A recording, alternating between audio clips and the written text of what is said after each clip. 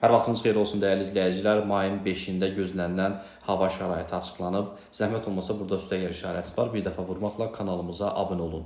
Milli Hidrometeorologiya Xidmətindən Statinfoya verilən məlumata görə sabah Bakıda və Abşeron yarımadasında hava şəraitinin dəyişkən buludlu olacağı, arabir tutulacağı, ayın 4-dən 5-nə keçən gecə və səhər bəzi yerlərdə yağış yağacağı gözlənilir. Qeyd olunub ki, yarımadanın ayrı-ayrı yerlərində qısa müddətli leysan xarakterli olacağı, şimşək çaxacağı ehtimalı var. Gecə və səhər bəzi yerlərdə arabir duman, şimal-qərb küləyi əsəcək. Havanın temperaturu gecə 12-14, gündüz 18-22 dərəcə isti olacaq. Azərbaycanda isə hava şəraitinin rayonlarında hava şəraitinin arabir yağıntılı olacağı, şimşək çaxacağı gözlənilir. Ayrı-ayrı yerlərdə leysan xarakterli intensiv olacağı, dolu düşəcəyi, yüksək dağlıq ərazilərdə sulu qara keçəcəyi ehtimalı var. Bəzi yerlərdə arabir duman gözlənilir.